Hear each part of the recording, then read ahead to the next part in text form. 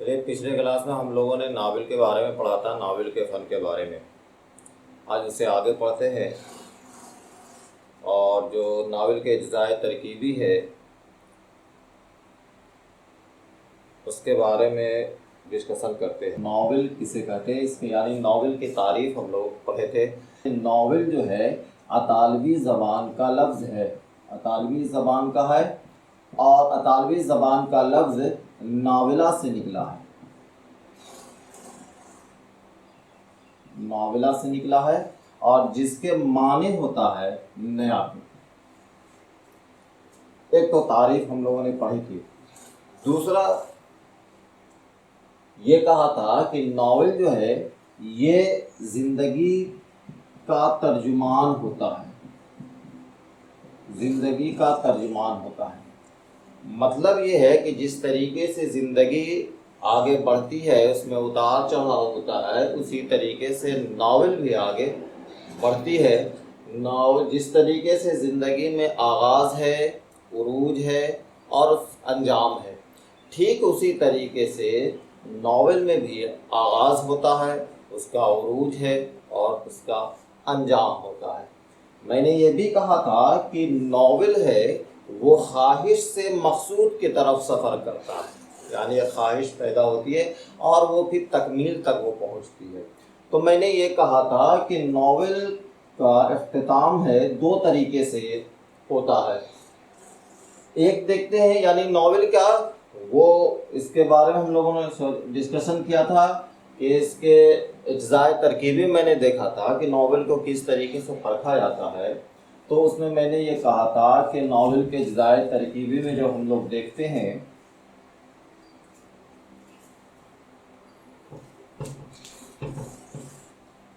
تو سب سے پہلے بات کرتے ہیں قصہ کے اجزاء ترکیبی۔ اگر دیکھتے ہیں ترکیبی تو سب سے پہلے ہے قصہ ہے، اس کے بعد پلاٹ ہے، پلاٹ کے بعد کردار نگاری،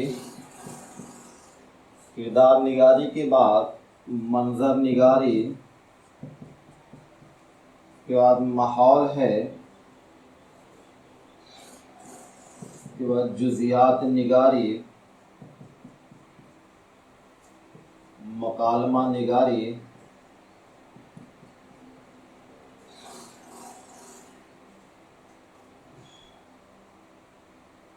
کے بعد زمان و مکان۔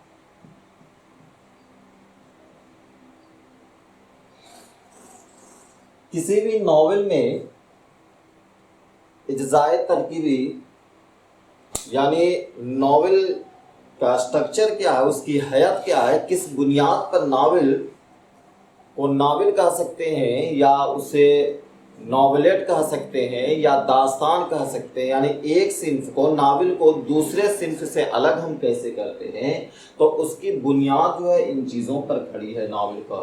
یعنی کوئی بھی فکشن ہو، ناول کے علاوہ کوئی بھی فکشن ہو، اس میں قصہ گوئی کا ہونا ضروری ہے، قصہ کا ہونا بہت ضروری ہے۔ قصہ کسے کہتے ہیں؟ تو قصہ کہتے ہیں واقعات کے، یعنی واقعات کے ارتقائی سلسلہ جو ہوتا ہے اس کے مجموعی کیفیت کو قصہ کہتے ہیں۔ مطلب یہ ہے کہ جب کئی گھٹنائیں، کئی ایونٹ جو ہے آپس میں جڑتی ہے یا جڑتا ہے تو اس جڑنے کے بعد اسے قصہ کہتے ہیں۔ اور تو یعنی اس سے مطلب یہ چلتا ہے کہ چھوٹے چھوٹے ایونٹ ہے، چھوٹے چھوٹا گھٹنا ہوتا ہے، اسے ہم ایک ساتھ جوڑتے ہیں تو وہ قصہ کہلاتا یعنی کہانی کہلاتی ہے۔ اب کہانی جیسے مثال کے طور پر اگر کہیں ہم بازار میں جا رہے ہیں تو دیکھتے ہیں کہ کسی کا ایکسیڈنٹ ہو جاتا ہے، تو یہ ایک گھٹنا ہے۔ ایکسیڈنٹ ہونے کے بعد مختلف آدمیوں کو جڑ جانا، پولیس کا آ جانا، اس پہ کارروائی ہونا، یہ سارے الگ الگ جو ہے ایک واقعہ درپیش ہوتا ہے۔ لیکن اگر کوئی پوچھتا ہے تو پوچھنے کے بعد وہ سارے واقعات کو ایک ساتھ جوڑ کر بیان کر دیا جاتا ہے تو اسے قصہ کہیں گے۔ تو قصہ کے بعد بات آتی ہے پلاٹ کی۔ پلاٹ کے بارے میں نے کہا تھا پچھلے کلاس میں کہ پلاٹ کہتے ہیں کہانی کے منطقی ترتیب،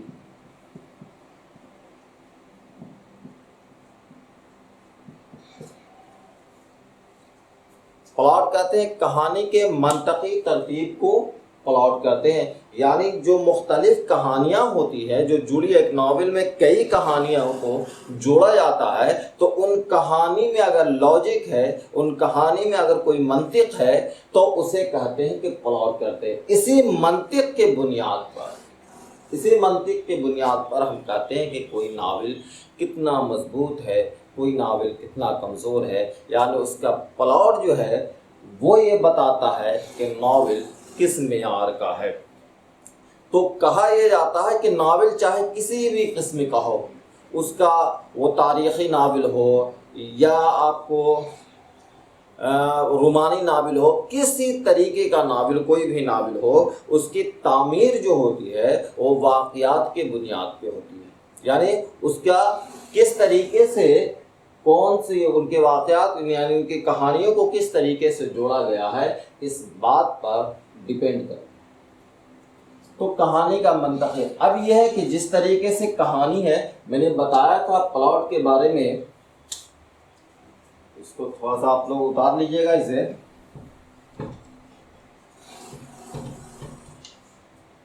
میں نے یہ بتایا تھا پلاٹ کے بارے میں کہ پلاٹ جو ہے دیکھتے ہیں کہ اس طریقے سے اگر ایک لائن کھینچتے ہیں، لائن کھینچنے کے بعد کہانی کا اس طریقے سے آغاز ہے اور یہاں جا کر انجام ہو جاتا ہے۔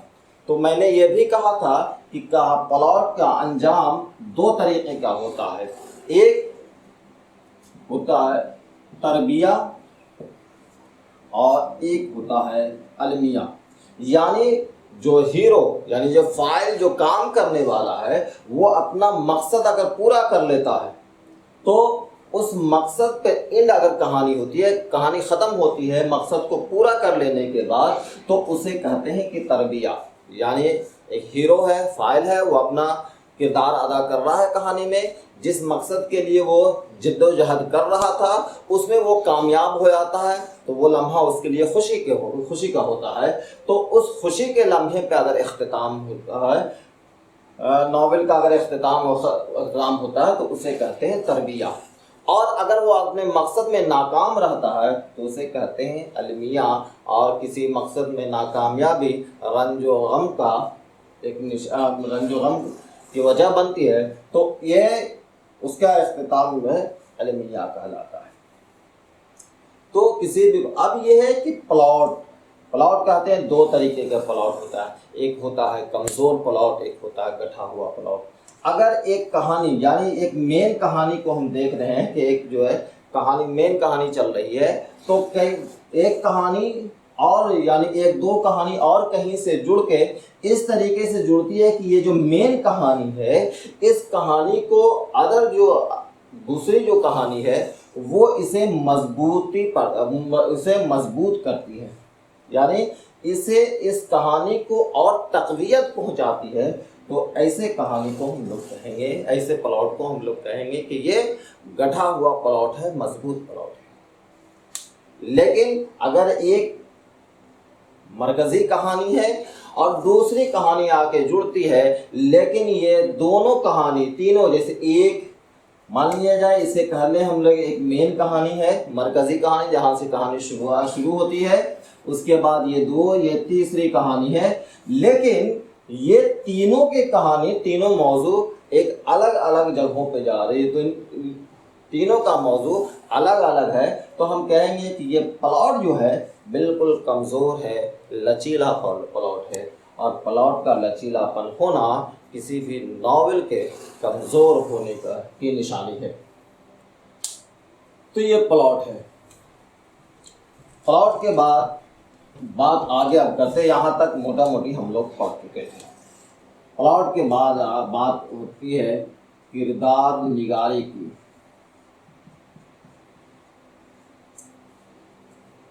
تو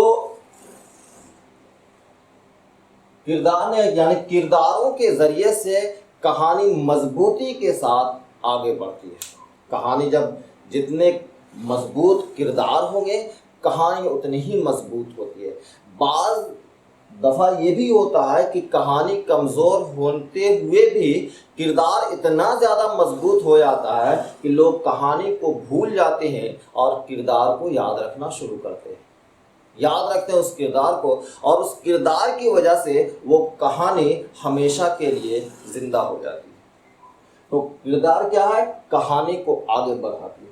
اب کردار کوئی بھی ناول ہو، ناول میں کردار کے دو قسمیں ہیں،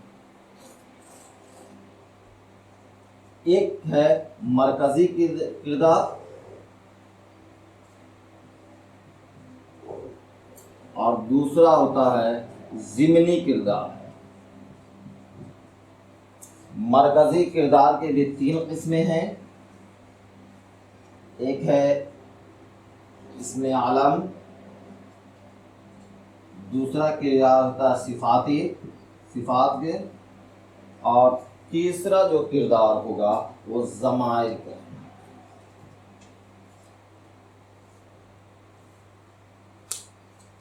یہ کردار یعنی کردار دیکھتے ہیں کہ کردار دو طرح کے کردار ہوتے ہیں، ایک مرکزی کردار، ایک ضمنی کردار۔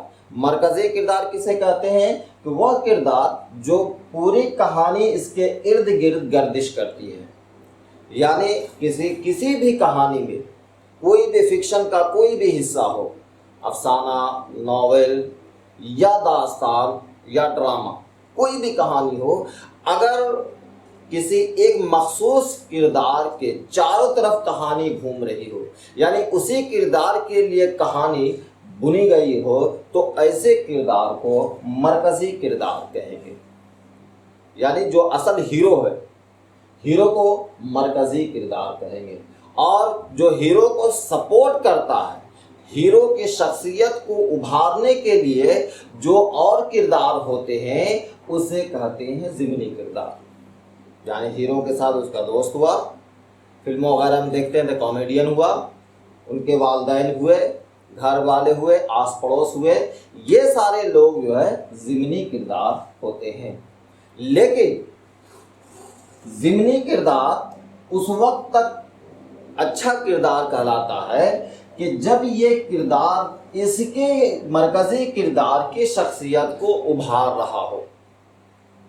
اگر ضمنی کردار مرکزی کردار کی شخصیت کو ابھار رہا ہو، یا پھر اس کی کہانی کو آگے بڑھانے میں یا مرکزی کردار کو آگے بڑھانے میں کسی مصیبت سے نکالنے میں اگر یہ مدد کر رہا ہو تو یہ کہیں گے ضمنی کردار ایک اچھا کردار ہے۔ لیکن اگر ضمنی کردار کا تعلق مرکزی کردار سے نہ ہو، ضمنی کردار کہانی کو آگے بڑھانے میں اگر مدد نہیں کر رہا ہو، تو پھر ہم یہ کہیں گے کہ یہ کردار بھرتی کا کردار ہے، اس کردار کی کوئی ضرورت نہیں تھا کہانی میں۔ یعنی کہانی میں کہا جاتا ہے کہ کہانی میں ان چیزوں کا ہی ہونا چاہیے جو کہانی کو آگے بڑھانے میں مدد کر سکے۔ آپ یاد رکھیے گا ہمیشہ، میں نے یہ جو لائن کھینچی ہے، آغاز سے انجام تک کھیل یہیں سے شروع ہوتا ہے، پوری کہانی کا کھیل یہیں سے شروع ہوتا ہے کہ آغاز سے انجام تک۔ تو اس آغاز سے انجام تک پہنچنے میں ہیرو کا کردار ہوتا ہے، یعنی جو مرکزی کردار ہے، اور اس مرکزی کردار کو آگے بڑھنے میں، یعنی اس کا جو مقصد ہے، اس مقصد کو حاصل کرنے میں جن لوگوں نے مدد کی ہے، اس کے وہ کہیں گے کہ کہانی کا یہ اہم حصہ ہے۔ اگر اس کہانی کو آگے بڑھانے میں کوئی کردار اگر اس کا مدد نہیں کر رہا ہو، یا کوئی کہانی ایسی آ رہی ہو جو مین کہانی کو آگے بڑھانے میں کسی طریقے سے کوئی مدد نہ کر رہا ہو، تو ہم یہ کہیں گے کہ یہ صرف بھرتی کی چیزیں ہیں۔ تو مرکزی کردار اور ضمنی کردار۔ اب مرکزی کردار کے تین قسمیں دیکھتے ہیں۔ ایک اسم عالم، یعنی وہ اسم جو مین ہوتا ہے، جس طریقے سے ہم یہ کہتے ہیں کہ اسلم ہے، جیسے مثال کے طور پر اسلم، کریم، نعیم، یہ سارے نام جو ہوتے ہیں وہ اسم عالم کے نام پہ ہوتے ہیں، یعنی جو سامنے کا نام ہوتا ہے۔ ایک ہوتا ہے صفاتی نام، ہم دیکھتے ہیں صفاتی نام مطلب اس کے مرکزی کردار کا اصل نام نہ لے کر جو اس کے صفت ہوتی ہے، اس صفت کے بنیاد پر وہ کردار بنا دیا جاتا ہے۔ جیسے ہم لوگ دیکھتے ہیں ابن الوقت ہے،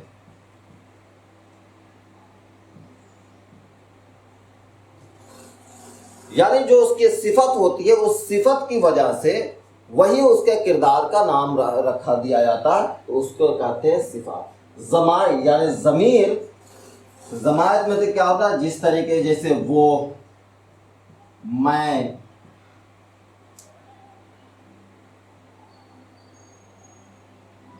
تم، اس ٹائپ کا جو کردار ہوتا ہے، یعنی وہ سے یا اس کا، یہ سارے کردار ہوتے ہیں۔ یا پھر کوئی سمبولک نام رکھ دیا جاتا ہے، یعنی کبھی کبھی ایسا ہوتا ہے کہ کسی طریقے سے کوئی ایک نام رکھ دیا، کے نام رکھ دیا، یا کوئی اور نام رکھتا ہے، یعنی کرداروں کا نام نہ لے کر کوئی ایک جو ہے علامت کے طور پر نام پیش کر دیا جاتا ہے، تو ویسے کہتے ہیں ضمائر کو کہتے ہیں، یعنی علامتی نام۔ یا صرف کسی کردار کا نام نہیں لیا جاتا ہے، وہ صرف کہتا وہ یا اس سے کام چلاتا، اس نے اس طریقے سے کیا، وہ اپنے گھر، اپنے کاروبار کو چلانے میں مدد کر رہا تھا۔ تو یہ سارے چیزیں جو ہے وہ مرکزی کردار میں آتا ہے، یعنی مرکزی کردار کے کئی قسمیں ہیں، 3 قسمیں اس طریقے سے۔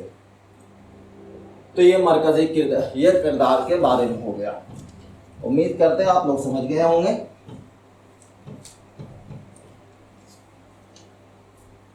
کردار نگاری کے بعد دیکھتے ہیں منظر نگاری۔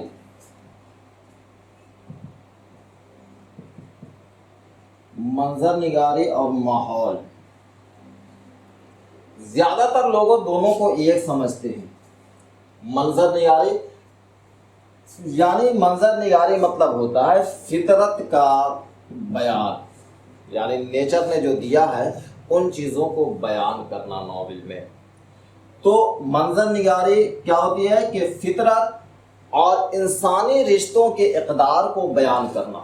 منظر نگاری دھیان دیجیے گا کہ فطرت اور انسانی قدروں، یعنی فطرت اور انسانی رشتوں کے اقدار کو کیا کہتے ہیں، بیان کرنا، اسے کہتے ہیں منظر نگاری۔ ماحول کیا کہتے ہیں، سماجی رشتوں کے اقدار کو بیان کرنے کو منظر نگاری کہتے ہیں۔ اب ناول میں منظر نگاری بڑا اہم ہوتا ہے۔ منظر نگاری پیش کرتا ہے کہ آپ جو بیان کر رہے ہیں وہ کس طریقے سے بیان کریں، یعنی اس طریقے سے کہانی کو بیان کیا جائے کہ وہ سارا سسٹم سمجھ میں آ جائے، وہ سارا نظارہ سمجھ میں آ جائے کہ کہانی کہاں بیان کی جا رہی ہے، کس کے بارے میں بیان کی جا رہی ہے۔ مثال کے طور پر اگر کسی باغ کا بیان ہو رہا ہے تو باغ کا نقشہ اس طریقے سے کھینچا جائے کہ ہمیں پتہ چل جائے کہ وہ باغ کس طریقے سے ہے، اور قاری یعنی پڑھنے والا خود کو محسوس کرنے لگ جائے کہ ہم گویا اس باغ میں موجود ہیں۔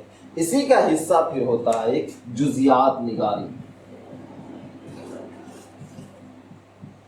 یعنی جزیات مطلب چھوٹے چھوٹے چیزوں کو بیان کرنا۔ منظر نگار جب منظر کو بیان کر رہے ہیں تو چھوٹے چھوٹے چیزوں کو بھی بیان کر رہے ہیں کہ کہاں پہ گلاب کا پھول ہے، کہاں پہ گیندے کا پھول ہے، کہاں سے نہریں بہہ رہی ہے، یا کہاں سے فوارے نکل رہے ہیں۔ ان سارے چیزوں کا بیان، آپ کو چھوٹے چھوٹے چیزوں کو بیان کرنے کو جذبات نگاری، جزیات نگاری کہتے ہیں۔ اب دیکھیے جزیات نگاری میں ایک یہ ہوتا ہے، جیسے ایک مثال اور لے لیجیے کہ ایک کمرے میں داخل ہوتا ہے، اگر بیان کر رہا ہے کوئی قاری راوی اگر بیان کر رہا ہے کہ ہیرو جو ہے یعنی مرکزی کردار ہے، ایک روم میں داخل ہوتا ہے، روم میں داخل ہونے کے ساتھ ہی وہ پھر پورا نقشہ بیان کرنے لگتا ہے کہ کس طریقے کا روم ہے، اس کا سجاوٹ کہاں پہ ہے، کہاں پہ ٹیبل رکھی ہوئی ہے، کہاں پہ گھڑی رکھی ہوئی ہے، کہاں پہ کرسی ہے، یہ سارے کا بیان کرنا شروع کرتا ہے، تو اس کو کہتے ہیں منظر نگار۔ لیکن اگر چھوٹے چھوٹے چیزوں کو بھی بیان کرنے لگ جائے اگر یہ بیان کرے کہ جیسے ہی کمرے میں داخل ہوتے ہیں، داخل ہونے کے بعد وہاں دیکھتے ہیں کہ کمرے کے دیوار پہ ایک بندوق لٹکی ہوئی ہے۔ اب جو ہے سوال یہ کھڑا ہوتا ہے کہ ہم جب یہاں سے جا رہے تھے، روم میں داخل ہمیں کروا رہے ہیں، قاری کو داخل کرایا جا رہا ہے اس روم میں، تو وہ چھوٹے چھوٹے چیزوں کو بیان کیوں کیا جاتا ہے؟ منظر ہم دکھا دیتے ہیں کہ ان چیزوں کا ہے، لیکن مخصوص اگر توجہ دلائی جا رہی ہے کہ ایک بندوق ہے جو لٹکی ہوئی ہے، تو اگر یہ کہا جاتا ہے ناول میں کہ اگر کسی ایک مخصوص چیز پہ آپ اگر وہاں دھیان دلا رہے ہیں، توجہ وہاں مرکوز کرا رہے ہیں، تو ناول کے لیے ضروری، یعنی کوئی بھی کہانی کے لیے ضروری ہے کہ اگر چھوٹی چھوٹی چیزوں پر دھیان دلا رہے ہیں تو اس پہ آپ کو کوئی نہ کوئی اس کا استعمال کرانا ہوگا۔ جیسے مثال کے طور پہ دیکھتے ہیں فلموں وغیرہ میں دیکھتے ہیں کہ کبھی کبھی جو ہے ہیرو جو ہے وہ ولن کے سامنے، ولن کے پیچھے بھاگ رہا ہے، دیکھتے ہیں کہ یہ چکا جو ہے بہت تیز میں ناچ رہا، بہت تیز میں گھوم رہا، تو ہمیں یہ یقین ہو جاتا ہے کہ آگے چل کے یہ گاڑی ایکسیڈنٹ ہو جائے گی۔ اگر نہیں ہوتی ہے، کوئی ایسا گھٹنا نہیں ہوتا ہے اور وہ چکا بار بار بار بار دکھا رہا، تو دماغ کہتا ہے کہ آخر کیوں ایسا دکھائے گا۔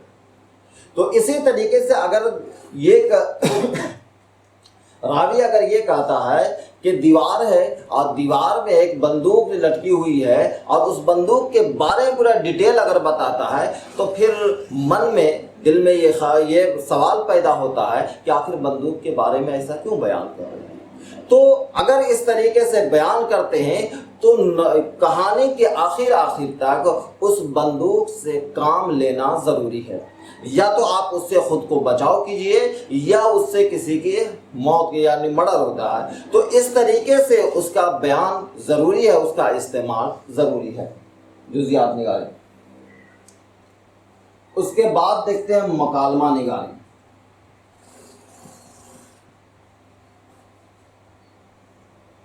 ناول کے لیے یعنی کسی بھی کہانی کے لیے مکالمہ اہم جز ہوتا ہے، یعنی کرداروں کے باہمی گفتگو کو مکالمہ کہتے ہیں۔ یعنی مختلف جو کردار ہیں وہ آپس میں جو گفتگو کرتے ہیں، بات کرتے ہیں، اسے مکالمہ کہتے ہیں۔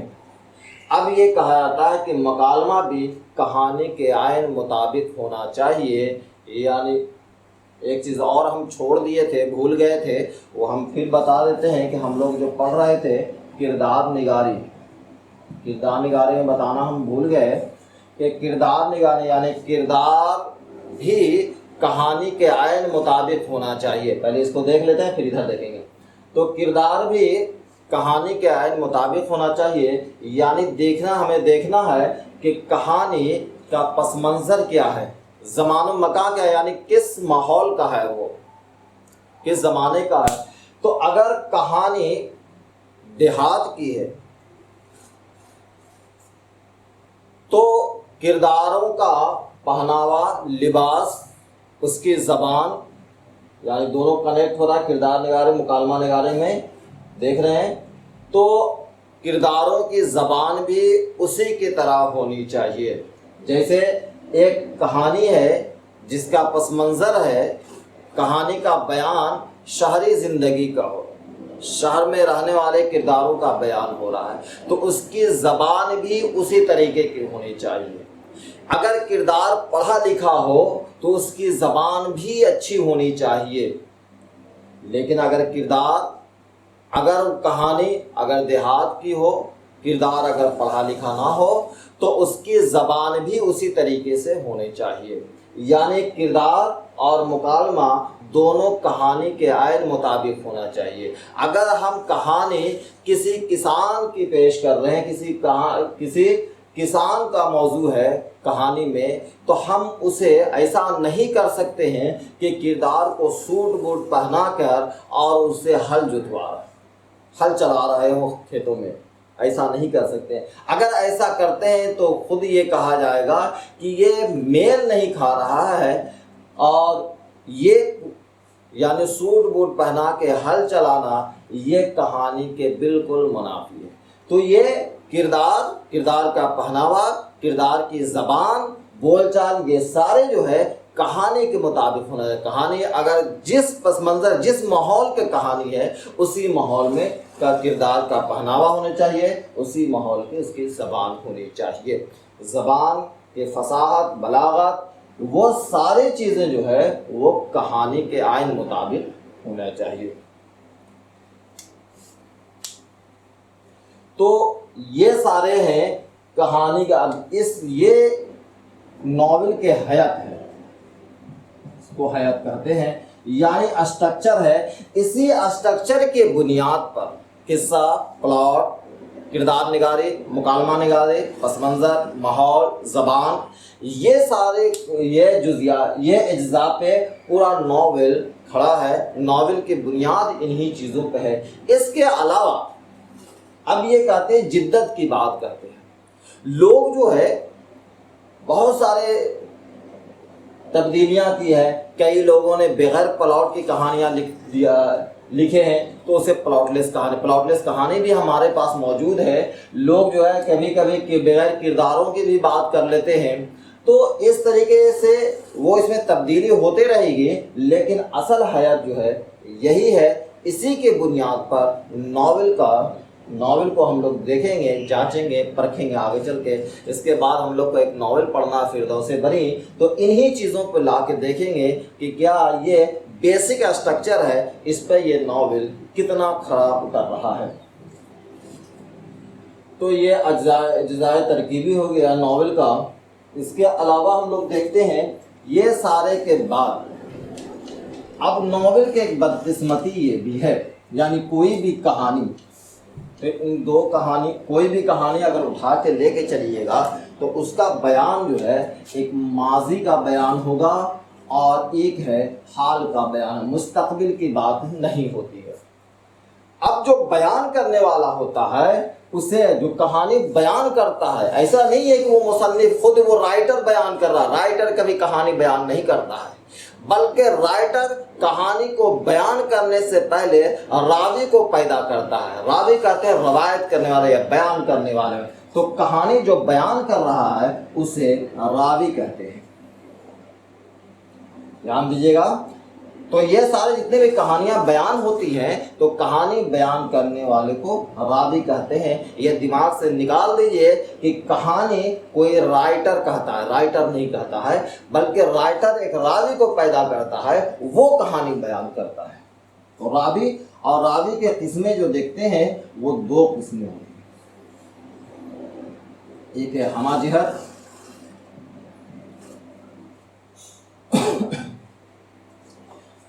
जिसको कहते हैं वाहिद गायब,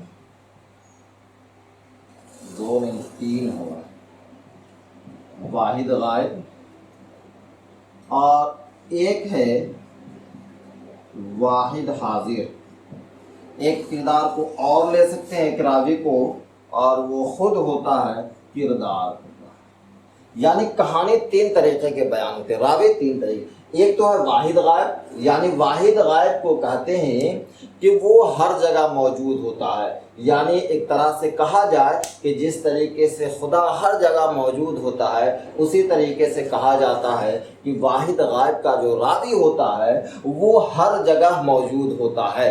वो तमाम चीज़ों को बयान करने पर कादिर है, हर चीज़ को बयान कर सकता है कि पर्दे के पीछे क्या हो रहा है, आपके दिलों के अंदर क्या है, आप क्या सोच रहे हो, उन सारी चीज़ों का बयान जो रावी करता है वो वाहिद गायब का करता है।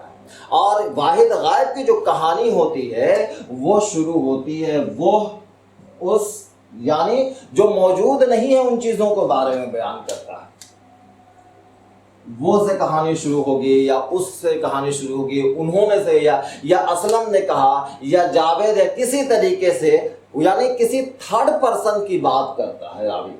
यानी थर्ड पर्सन का जो बयान करता है, जो मौजूद नहीं है उनके बारे में जो कहानी कही जा रही है, उसको उस रावी का कहते हैं वाहिद गायब। और ये बिल्कुल इस पे किसी तरीके से कोई पाबंदी नहीं होती है, तमाम चीज़ों को वो बयान कर सकता है। लेकिन अगर वो तमाम चीज़ों का बयान कर सकता है तो कुछ चीज़ों का इस्तेमाल इसके लिए भी जायज़ नहीं होना चाहिए होता है। और वो क्या है कि किसी भी बात को बयान करने के लिए वो शायद लफ्ज़ का इस्तेमाल नहीं कर सकता है।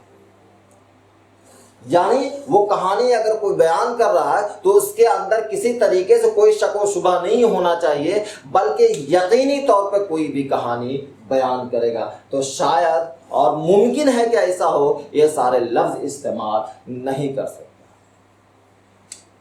वाहिद हाजिर देखते हैं, तो वाहिद हाजिर यानी किसी एक जो है और जो मौजूद है, और वाहिद हाजिर की कहानी जो शुरू होती है वो मैं से शुरू होती है। यानी اب یہ یعنی زیادہ تر جو کہانیاں لکھی گئی ہیں وہ اسی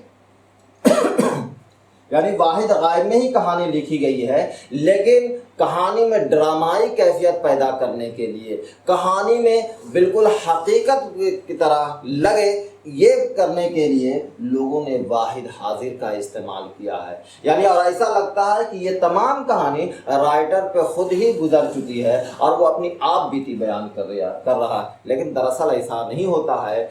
رائٹر کیا کرتا ہے، پہلے راوی کو بناتا ہے، راوی پھر اپنی بات کرنا شروع کرتا ہے، اور وہ کہانی شروع ہوتی ہے میں سے، یعنی اپنی بات کرتا ہے۔ اور جب میں کی بات ہوتی ہے تو وہ انہی چیزوں کو بیان کر سکتا ہے جو اس کے مشاہدے میں ہو، یا وہ دیکھ رہا ہو، یا اسے کسی نے بتایا ہو۔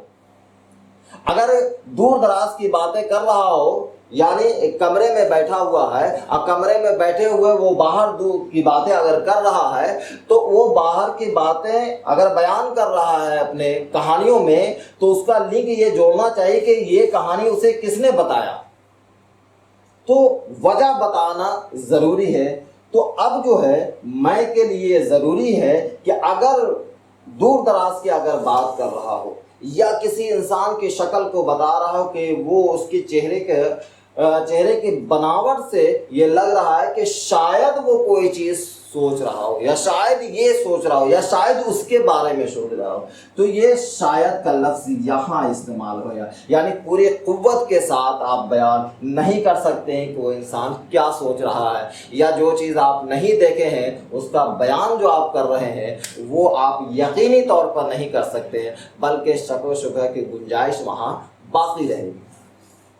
تو یہ ایک ہوتا ہے پھر کردار نگاری، کہ کردار یعنی کسی کہانی میں راوی کہانی کو بیان کرتے جاتا ہے، اس کے بعد کردار خود بھی اپنی کہانی بیان کرنا شروع کرتا ہے۔ تو اس طریقے سے ایک راوی، جیسے امراؤ جان ادا میں دیکھتے ہیں کہ وہاں کردار خود اپنی کہانی بیان کرنا شروع کرتا ہے۔